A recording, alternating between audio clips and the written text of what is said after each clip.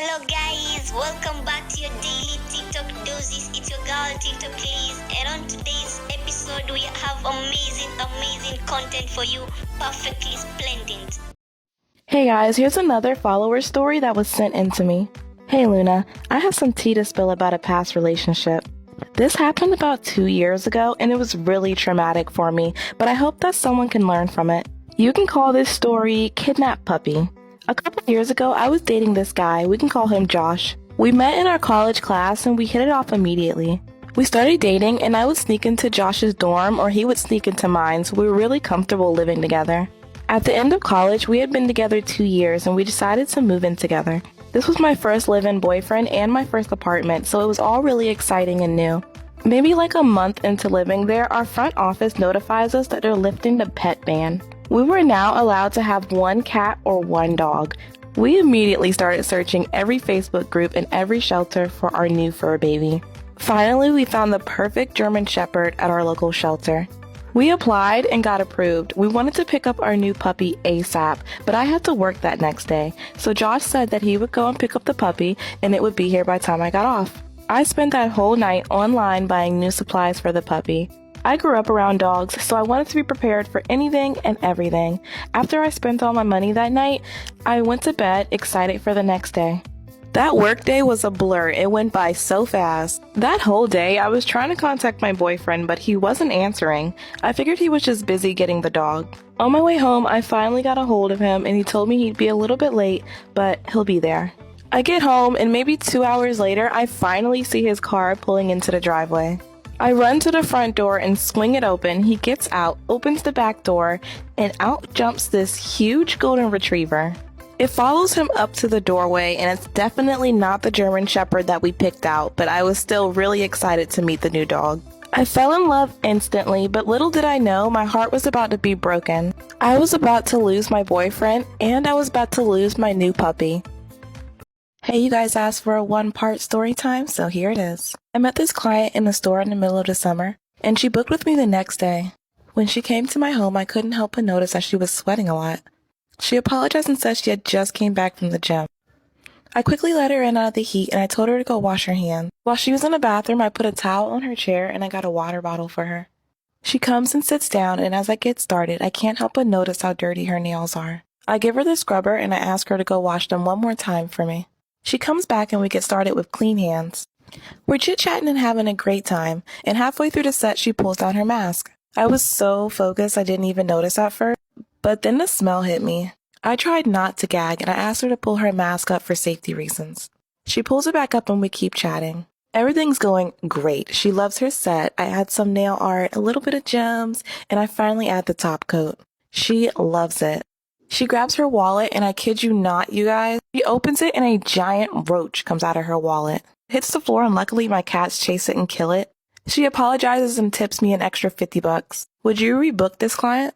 Am I wrong for asking my girlfriend not to eat so much? I know the title sounds bad, but this is a pretty specific situation, so please hear me out. I, 26 male, have been dating a woman we will call Ashley, 26 female, for about 3 months. Ashley grew up financially well off and relatively privileged and has been a point of friction in our relationship, with her not understanding/grasping the level of poverty I and my family grew up with. It is also relevant to the story that Ashley is a heavier person and is a very vocal advocate for body positivity and will very assertively stand up to anyone fat-shaming herself or others. The other person who is relevant to the story is my grandma, who is 70 years old. My grandma is a wonderful woman, but she is both very proud and very broke.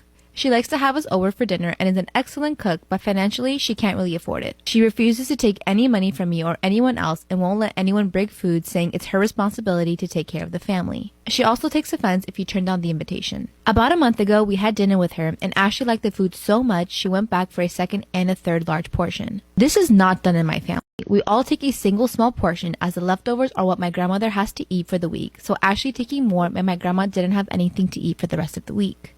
After the dinner, I explained this to Ashley and she was shocked. I tried to bring my grandmother food, but she refused the charity out of pride. My grandmother has invited us for dinner again this weekend. Before we go, I tried to have a discussion with Ashley, reiterating my grandmother's financial situation and asking that she try to only take a single smaller portion so my grandmother can have food for the week. I said we can go eat again after the meal if she was still hungry. Ashley got very angry at this and said she will not be shamed for her eating and she will not limit her food and that no one other than her decides when she's had enough food. She also said I was fat shaming her. This whole ordeal has highlighted a lot of incompatibility issues and I don't know if the relationship is going to last, but just want some other opinions on this if I'm the asshole. So am I wrong for asking my girlfriend to limit her eating? No, bro, your poor grandma needs to eat too, man.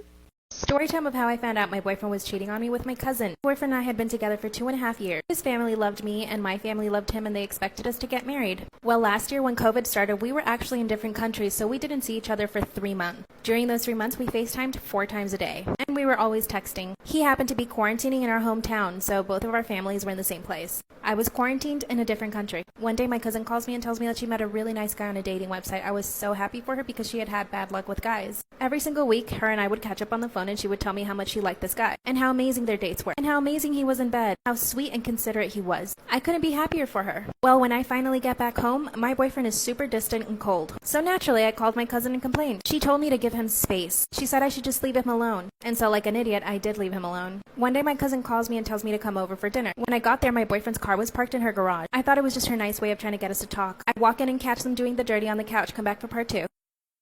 So I walk in on my cousin and my boyfriend doing the dirty on her couch. They quickly get up from the couch and get dressed. Of course, by that time, I'm in hysterics. I'm crying and yelling. My boyfriend instantly got on his knees and begged me for forgiveness. I went up to my cousin and I punched her right in the face. She wasn't expecting that. And I said, well, this is the guy that you've been dating, isn't it? She said yes, and that she was just trying to find the best way to tell me. And so she just thought the best way to tell me was to get me to walk in on her and him doing the dirty. I punched her again. My boyfriend came to her rescue, though.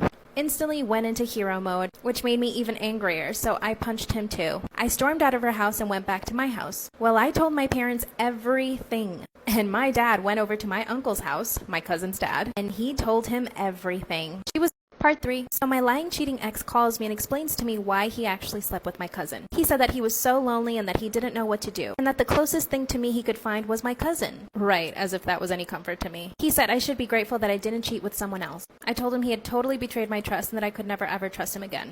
And then he confessed that she was pregnant, and that his parents wanted them to get married. He said he just wanted to give me a heads up. Then he said that we could still be together, but just not tell anyone, so basically he wanted me to be his side piece. I couldn't believe the words that were coming out of his mouth. It was like I didn't know this man. Guess what I did? I recorded the entire conversation. So I went straight to my cousin, and I let her listen to it. She was so shocked. She couldn't believe that he would offer to have me as a side chick. Well, I also let my uncle listen to it. He went to my ex's house and beat him up. Honestly, that made me sad, but he deserved it. They now have a baby, and he's gained 50 pounds. Trust your instincts, girl, and always record your conversation. Storytime about the girl who tried to scam me. I had a friend refer a homegirl to me. It turns out this homegirl had 500,000 followers on Instagram. I had just started doing TikTok videos and I was super excited to get the exposure from doing her nails. I told her to send me an inspo pic and she sent me this really hard V-cut Halloween set. Practiced for a week straight. I wanted them to be perfect. I was hoping she'd post them online and maybe introduce me to some new clients. So she arrives at her appointment on time and we get started on her set and I take my time with the details. I finish up as quickly as possible and she loves it. I was so excited and she tipped me an extra $40. She wanted to rebook with me ASAP. Thought it was kind of weird she wanted to rebook with me so soon, but I went ahead and rebooked her. At night, she posted a picture of my nails on Instagram. She's talking about how cute they are and she tags my name. Of course, I like the photo and I comment thank you, but next thing I know, I'm gaining way more followers on my Instagram. I take note that I need to give her a discount at her next appointment. But y'all, the next day, I get another tag on Instagram. She had posted her nails again, but this time she was missing 3 on each finger. This is what her caption said. Hey Luna, my nails are falling off. What would you like to do about this? I'd like a refund or a full set. I was shocked, and it had 1,000 comments. I almost killed my best friend. Story time. Ooh, it feels hella weird saying that. Story time. Story time. Story time. Oh, not the laugh. Okay, anyways, every Friday after our 10+ hour crusty ass shift at work, me and my bestie always go to Chick-fil-A and then we go to Dutch Bros after. So we go to Chick-fil-A, we go to Dutch, we get our food and our drink and we're feeling real good. I'm driving back and I decide to be quirky and I'm like, oh my god, let's stop at this lookout spot. Because I wanted to be all cute and be like, oh my god, let's take pictures of the stars. Let's like stargaze. Like, who lets me make decisions? Because bad shit always happens. So I park, and keep in mind, this is on a cliff. We're only sitting there for about 10 minutes, and then all of a sudden, this guy starts charging towards my car. So I notice him, and I scream. I'm like, oh! And then I lock my car, because I don't know if he had a gun or whatever. And then he walks to my car and knocks on the window. And I'm like, oh, hell no, this cannot be happening to me. My friend sitting in the passenger seat laid down, thinking that the guy can't see him. And I'm just staring at this guy like, ooh. as he's staring at me, he puts something up to the window. And I think he's about to shoot us. Ew, I have to make a part 2. I'm so sorry. Well, and that's it for me, guys. Thank you so much for watching. If you did enjoy the video, don't forget to hit the like button and subscribe. We've got so much amazing content for you. See you soon for a new episode.